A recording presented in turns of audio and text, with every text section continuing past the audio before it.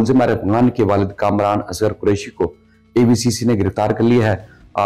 जो खबर जारी की गई है उसके मुताबिक मंशियात, असला और गोलियां और दीगर चीजें उनसे बरामद की हैं और उनको जो है बाकायदा तौर पर अब अदालत में पेश किया जाएगा और जिस्मानी रिमांड हासिल किया जाएगा। अब तक उनके खिलाफ दर्ज होने वाली जो FIR है वो सामने नहीं आ सकी, लेकिन उनके खिलाफ जो है और भी दीगर संगीन नोयत के इल्जामात हैं।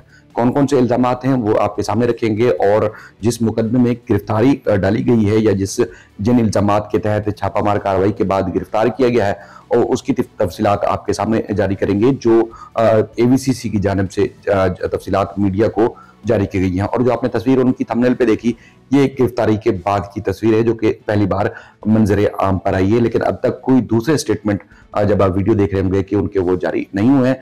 लेकिन जो बताया गया है कि उनसे जो चीजें बरामद हुई हैं जिसमें मंशियात, उसके अलावा असला और गोलियां बरामद हुई हैं और दीगर मामले के ऊपर उनके खिलाफ जो है तहकीकात जारी है।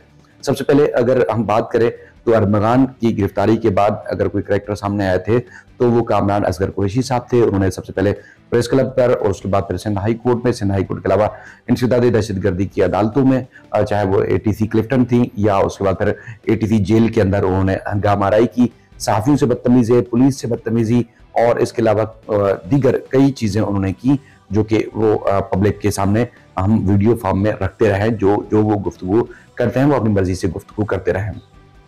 उसके बाद फिर मरहला आया जो गुज़श्ता समाअत थी, यानी कि जो 2 रोज पहले थी। इसके अलावा इससे पहले जो समाअत थी 11 तारीख को, जब वो पेश हुए अपने बेटे से मिलने के लिए इंसदाद दहशतगर्दी की अदालत में, तो उसमें 5 मिनट की मुलाकात की इजाजत दी गई थी इंसदाद दहशतगर्दी की अदालत के जज की जानिब से कि वो वालिदैन से मिल सकता है मुलजिम अफगान। वालदा भी वहाँ मौजूद थी, चूंकि पहले आप सबको मालूम है, वैसे तो उनका पर्सनल मामला है, उसमें वालदा से यानी कि जो कामरान असगर कुरैशी साहब हैं उनकी जो अहलिया जो कि अरमगान की वालदा हैं उनसे उनकी अलहदगी हो चुकी है, तलाक हो चुकी है, लेकिन वो बेटे से मोहब्बत में आती हैं और वो हर समात पर जो है केस की पैरवी करती हैं। अब आजकल जो उनके केस की पैरवी कर रहे हैं एडवोकेट जो है वो ताहिर तनोली साहब, वो भी उनकी वालदा की तरफ से वकील किए गए हैं। ज़राए ये भी दावा करते हैं जो अरमगान है उन्होंने वालिद से लाताल्लुकी का इजहार एक तवील अरसे से कर रखा था। किराए पर मकान जो है वालिद ने लेके दिया था, लेकिन उसके बाद फिर मिलना जुलना और दूसरे जो ताल्लुकात थे वो उनके अच्छे नहीं थे। उन्होंने बाकायदा तौर पर एक वसीयतनामा तक लिख रखा था जिसमें अगर मेरे पास मुझे कोई ऊंच नीच होती है तो मेरी जो वारिस होंगी वो वालदा होंगी या बहन होंगी। यानी कि अपनी वसीयत में, जो कि इस सारे स्कैंडल से पता चला कि इस दौरान उसने अरबों रुपए कमाया, तो उसमें उसने वालिद को इस मामले में जिम्मेदार नहीं ठहराया। वालिद को जो है उसका जो है वो अपनी वसीयत के हिसाब से जो है वो उसका मालिक नहीं ठहराया, बल्कि बहन और वालदा को ठहराया। पर जब ATC में मुलाकात की इजाजत दी गई थी इंसदाद दहशतगर्दी की अदालत में, तो कामरान असगर कुरैशी साहब के मुताबिक कि पहले वालदा ने बात की, जब मैं बात करने लगा प्रोसिक्यूटर और उसके बाद फिर जो केस के तफ्तीशी अफसर थे उन्होंने मना कर दिया, तो इस वजह से जो है उनकी जो है वो तला कलामी शुरू हुई। लेकिन जो प्रोसिक्यूटर हैं उनके मुताबिक जो उन्होंने दरखास्त दी थी उस हिसाब से कामरान असगर कुरैशी साहब ने सबको धमकियां दी, जान से मारने की धमकियां दी और कुछ प्राइवेट लोग भी ATC में लेके आए हुए थे जिन्होंने वकीलों के जो है वो लिबास पहन रखे थे, तो उनसे उनको खतरा था। इसके अलावा तफ्तीश अफसर ने रोजनामचे में एंट्री की और उसके बाद प्रोसिक्यूटर जनरल सिंध को भी बाकायदा तौर पर इस मामले में दरखास्त दी गई थी। बताया गया था कि हर समात पर हमें 2-3 डेट्स पे बताया गया कि जब भी वो आएंगे तो यहाँ से उनको गिरफ्तार कर लिया जाएगा, लेकिन पुलिस गिरफ्तार करने में नाकाम रही। और ATC में बहुत कुछ देखते रहे आप सब, जो हम बारी बारी रिपोर्ट करते हैं। लेकिन अब जो है वो बताया गया था कि कल जो चीजें पता चली है, परसों पता चली कि जी पुलिस ने उनको शामिल तफ्तीश करने का फैसला कर लिया है। अब उनसे जो खासतौर पर जो एतराफ़ जुर्म में अरमगान ने एतराफ़ किया था कि जो पुलिस रिमांड पेपर में भी लिखा गया है कि जब मुस्तफ़ा आमिर का कत्ल किया गया था तो उसके बाद अरमगान को उनके वालिद कामरान असगर कुरैशी ने कराची से चले जाने का कहा था कि रूपोश हो जाओ। ये यानी कि वो कत्ल की वारदात अपने बाप को बताई मुलजिम ने, तो उसको पुलिस को आगाह करने के बजाय उसने इस वारदात को छुपाया और सहूलत कारी करते हुए मुलजिम को शहर से बाहर चले जाने का कहा, मशवरा दिया। एक तो ये इनके ऊपर इल्जाम है और उसके बाद प्रोसिक्यूशन को और पुलिस के तफ्तीशी अफसरान को धमकियां देने का इल्जाम है।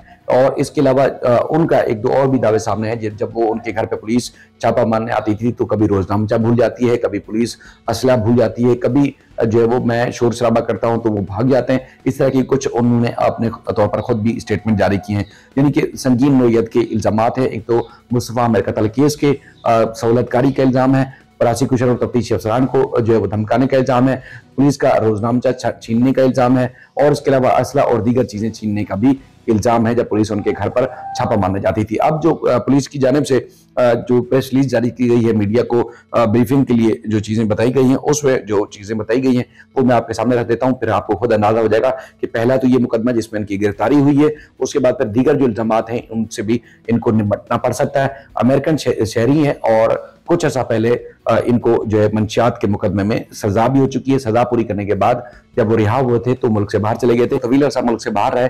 लेकिन जिन सहाफियों ने एबीसीसी के पास जो है अरब मकान से जिन्होंने मुलाकात की है, उस पर भी अरब मकान का ये कहना है कि मुश्किल वक्त में उनके वालिद छोड़ के चले गए थे और उसके बाद अब जो है वो वालिद से मिलना नहीं चाहते। इसलिए गुज़श्ता समात पर भी आपने देखा कि कामरान असगर कुरैशी जब मिलने के लिए गए और दूसरा वकील करके गए तो उस वक्त भी जो है उसमें मना कर दिया अरब मकान ने और उनको जाने का कह दिया। इसलिए जो वो शोर मचाते हुए अदालत से बाहर है और जिसकी हमने परसों आपके सामने एक वीडियो भी तफसीली शेयर की थी। तो मामला इनका खानदानी तौर पर भी कॉम्प्लिकेटेड है, खानदान में भी अच्छे मरासम नहीं है और उसके बाद फिर अब इनको मजीद संगीन सूरत हाल से निपटना पड़ सकता है। और इनके जो इल्जामात हैं मुस्तफा आमिर कत्ल केस के, उसमें भी उन चीज़ों का भी इनको सामना करना पड़ सकता है। बहुत ज़्यादा संगीन सूरत हाल अब इनके साथ हो चुकी है। लोग जो है वो सवाल भी उठा रहे थे, अवाम भी गिरफ्तारी का मुतालबा कर रही थी उनके रवैये की वजह से। और उसके बाद फिर बेशुमार चीज़ें हैं जो आने वाले दिनों में हम आपके सामने रिपोर्ट करेंगे, जो चीज़ें सामने आती रहेंगी।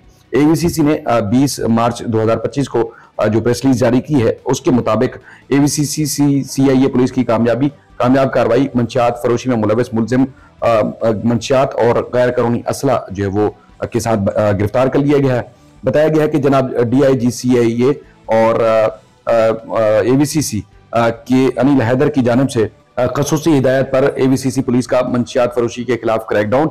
एबीसीसी पुलिस ने खुफिया इतला पर बमकाम 7th स्ट्रीट बंगला नंबर 35 खैबान मोमन फेज 5 गिजरी कराची में कार्रवाई करके एक मंशियात फरोश को गिरफ्तार कर लिया। गिरफ्तार मुलजिम का नाम कामरान असगर कुरैशी वल्द असगर कुरैशी है। गिरफ्तार मुलजिम के कब्जे से 200 ग्राम आइस और एक 9mm पिस्टल बमा, 2 मैगजीन, 10 गोलियां जो बरामद कर ली गई हैं। गिरफ्तार मुलजिम के खिलाफ control of narcotics subsection act और बिला लाइसेंस असला रखने के तहत मुकदमा दर्ज किया गया है। तफ्तीश जारी है। ये तर्जमान जो है एबीसीसी की जानिब से स्टेटमेंट जारी की गई है। अब जो इल्जामात हैं, एक तो असले के, नारकोटिक्स के और दीगर संगीन नोयत के जिनमें इनकी गिरफ्तारी हुई है उनका इनको सामना करना पड़ेगा। दूसरा, तफ्तीशी अफसर और prosecutor special public prosecutor Zulfikar Ali Harai साहब को धमकियां देने और उसके बाद फिर खासतौर पर जो मुस्तफा आमिर कत्ल केस है उन चीजों का भी इनको सामना करना पड़ सकता है। अब तक एफआईआर सामने नहीं है। तर्जमान की जानिब से जो इल्जामात हैं उस हवाले से मीडिया को आगाह किया गया है। बाकी जो मजीद डिटेल शाम तक या उसके बाद फिर कल जो है मुमकिन तौर पर इनको अदालत में पेश करते हैं तो उसकी तफसीलात आपके सामने जरूर रखेंगे।